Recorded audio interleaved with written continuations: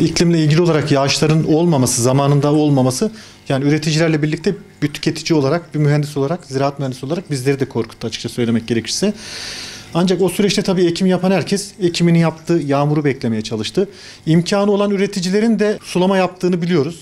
Ama sulama yapmayan üreticiler de beklediler. Bu bekleyişin sonunda duaları da oldu diye düşünüyorum. Ve yağmur yağdı. Bu yağmurun buğday üretimine katkısının olacağını düşünüyorum.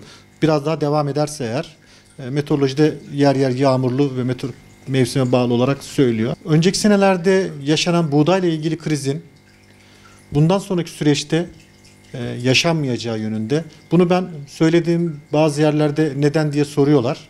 Örneğin ben bunu şeye bağlıyorum veya öngörüm şu şekilde. Devletin yeni açıklamış olduğu destekleme sistemi, buğdaya alternatif olarak çiftçilerin yönelmiş olduğu bazı tarım ürünlerinden, örneğin mısırı örnek vereyim. Gerçekten su imkanının çok zor olduğu bölgelerde bizim üreticilerimiz maddi kaygılardan dolayı mısır üretimine yöneliyorlardı bazı illerimizde. Ancak yeni destekleme yöntemiyle, yeni destekleme sisteminde mısıra destek verilmiyor veya yasaklanıyor diyebiliriz bir nevi. Dolayısıyla mısırın yerine tekrar bizim üreticilerimizin tarımının da kolay olması demeyeyim de alışılagelmiş bir ürün olması, tarımının kolay olması, birim dekara maliyetinin daha düşük olması nedeniyle bence üreticilerimiz tekrar buğdaya dönecekler diye düşünüyorum.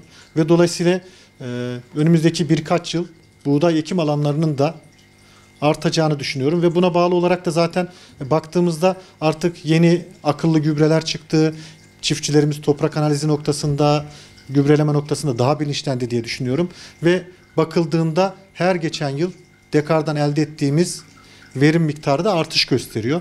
Hem ekim alanının artması hem de birim alandan elde edilen verimin de artmasına bağlı olarak önümüzdeki yıllarda buğday veriminin Türkiye açısından artacağını düşünüyorum. Bu noktada pozitif düşünen bir insanım. Dolayısıyla belki bunun iyi yanı nedir? Özellikle bizim temel gıdamız ekmek. Ekmek fiyatlarında umarım bir artış olmaz diye düşünüyorum vatandaşımız açısından. Şöyle açıklanan destek sisteminde çiftçi o yıl ektiğinde, örneğin buğdayı ektiğinde ne kadar dekara ne kadar destek alacağını biliyor.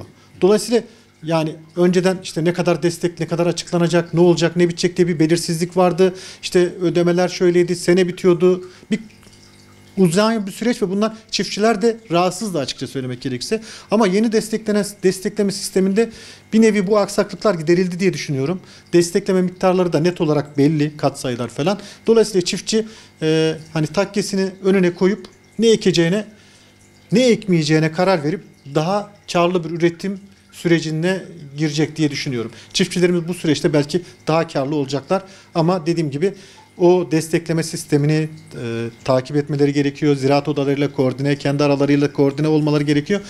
Bilinçli bir şekilde tarımlarına devam ettiklerinde bundan sonraki süreçte hani çiftçinin uzun yıllardır para kazanamıyoruz şeyi var ama bundan sonraki süreçte umarım bu bir milat olur dediğim gibi destekleme sistemi ve sistemin değişmesi.